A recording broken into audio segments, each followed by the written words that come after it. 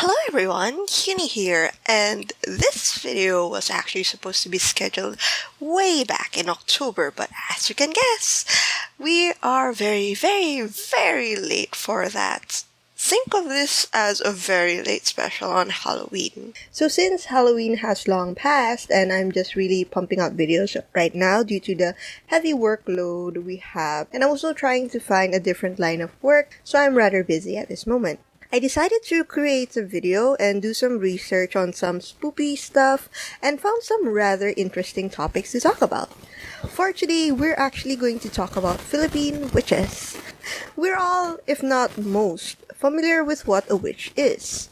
Brooms, cauldrons, magic spells, hexes, and a familiar are most of the common things that make up a witch. But what differentiates the witches of each region? And what makes a Philippine witch different from the other witches? Basically, for one, Filipino witches are practitioners of black magic. Filipino witches practice a kind of black magic, specifically a malevolent use of sympathetic magic, which is associated with indigenous Philippine religions. Witchcraft has been present throughout the Philippines before the Spanish colonization. Today, it is said to be centered in Pampanga, Talalora, Western Samar, and Sorsogon, where many of the country's faith healers reside. Witchcraft also exists in many of the hinterlands, especially in Samar and Leyte. However, witchcraft is known and occurs anywhere in the Philippines. Filipino witches are believed to have powers that cause harm to other people covertly. Healer sorcerers who practice this kind of sorcery usually justify it as a form of criminal punishment, as a widespread belief that black magic does not work on people who are innocent. Their targets are usually wrongdoers, like thieves, adulterous spouses, or land grabbers. There are also true sorcerers who are said to have hereditary sorceress powers. Unlike healers, they do not consider the justice of their actions. The latter type of sorcerers are often conflated with the evil supernatural beings capable of appearing human, like the Aswang and Manananggal. The Philippines is a huge archipelago, and different regions have different naming conventions or terms for their witches. Each ethnic group in the Philippines has their own terms for witches, and some of which are as follows. For the Tagalog, you have your mangkukulam, manggagaway. The Waray have their aswang, malupad, malakot, Mamababarang. The Bisayas have aswang and Mamababarang. There are various names for sorcerers in the Philippine ethnic groups. Most of the names have negative connotations, and thus is also translated to witch or hag in English sources. These witches actually include a variety of different kinds of people with differing occupations and cultural connotations, which depend on the ethnic group they are associated with. They are completely different from the Western notation of what a witch is. And that's what we have for the different types of naming conventions for our witches. So the Aswang are known as vampire-like supernatural entities that are sometimes considered a type of witch, as they can start out as an ordinary person. They are capable of shape-shifting, and they need to maintain their powers by feeding on humans.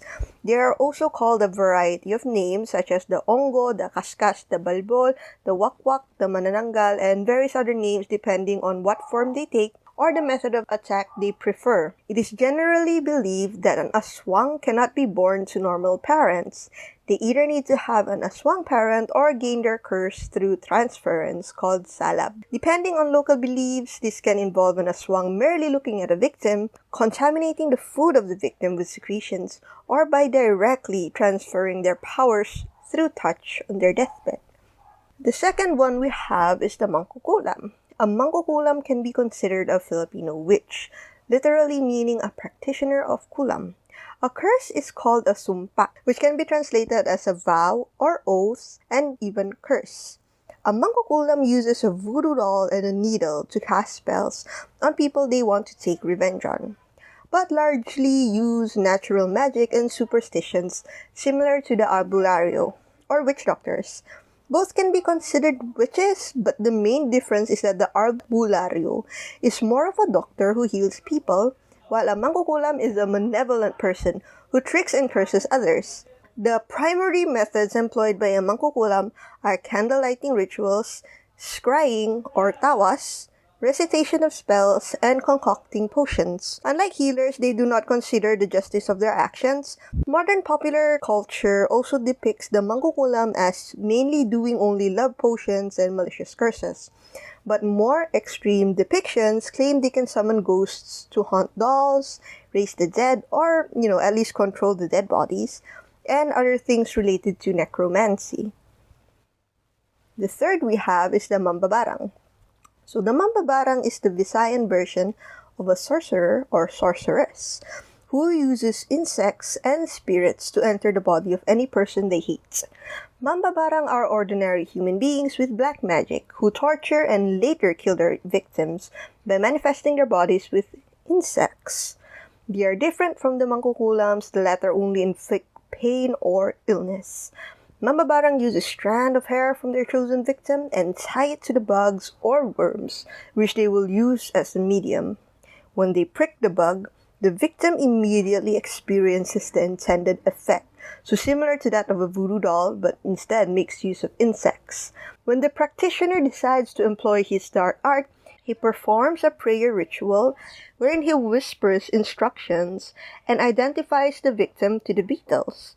The destructive insects are then set free and to seek out the victim and gain entry into the body via any bodily orifice. And the victim will then feel the effects of an invasion through manifestations depending on the area of entry. The resulting illness is supposedly resistant to conventional medical treatment and only reveals its true nature when the victim succumbs and flying insects issue forth from the bodily cavity. In reality, it's possible a carnivorous beetle could lay eggs in someone it killed, and the eggs would then hatch post-mortem.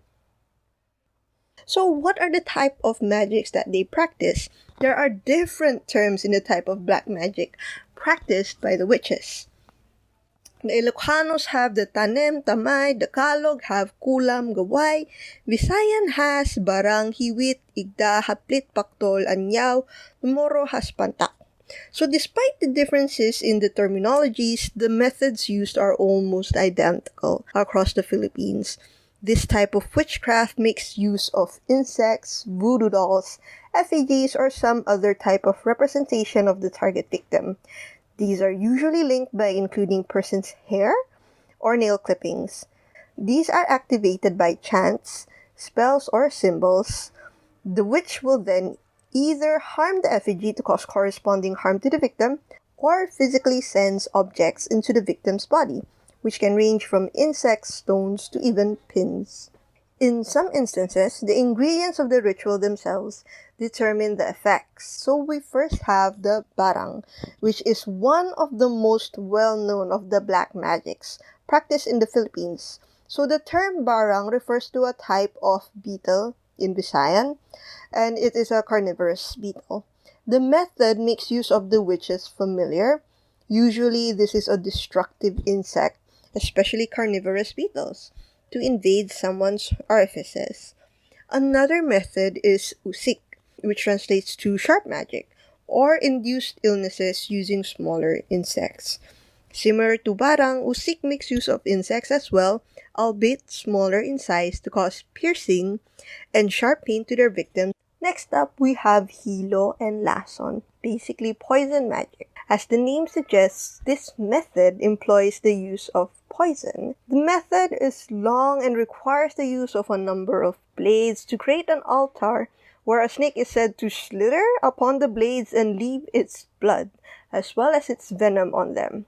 The witch will then mix the concoction with other poisonous flora. The poison can then be applied in different ways, one of which the witch can introduce it to the body of their victim by mere touch, or if you want it for simplicity's sake, they can just slip the poison in the victim's meal. Next up, we have laga. Basically translates to boiling magic, which means to brew or to boil something in a pot. The victim of laga can suffer from high fever, body swelling, and even a heart attack. Other magics include paktol, which is doll magic, using skulls or representations of the victim, and sampal, which is not the slap magic. It actually translates to sea creature magic, which you can learn more about in the Aswang Project's website. I'll provide the link down below for your viewing pleasure. In most cases, however, accusations of this type of black magic are often born out of paranoia, moral panic, or mass hysteria against disliked or mistrusted members of the community. How do we counter the curses? So we're going to be talking about, finally, is methods of countering the curses. So the typical belief of Kulam is that curses are mitigated by finding the caster and, bribing him or her to lift the curse. You see, superstitious people still attribute certain illnesses or diseases to kulam.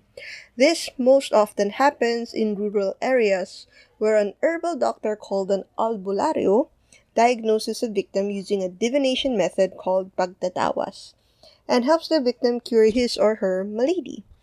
Superstitious folks still attribute certain illnesses or diseases to barang. This mostly happens in the provinces where an herbal doctor treats such diseases. In some rural provincial areas, people completely rely on the albulario and mananambal for treatment. In most cases, a healer is also a sorcerer. In order to cure or counteract sorcerous illnesses, healers must themselves know sorcery. This relation is most apparent in Siquijor Island, where healer-sorcerers are still common. The mananambal specialize in countering barang.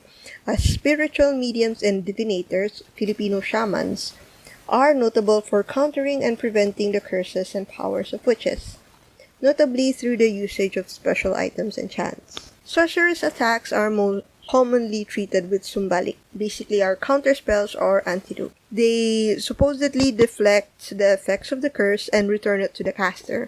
So basically just like a reflex spell. Darker forms of remedies to kulam include albularios whipping the bewitched person with a buntut pagi, which is a stingray's tail, until the afflicted is forced to divulge the witch's name and confronting him or her. And that's it. I'll try and, try to upload more videos if I have time. Work has really kept me busy these days as well as the business. So if you do want to support the channel, leave a like, subscribe, maybe order some stickers from the store if you're in the Philippines. You can also support my Redbubble store if you're not in the Philippines. And yeah, thank you for joining me in another episode of some myth stuffs and beliefs. And I hope to see you in the next one.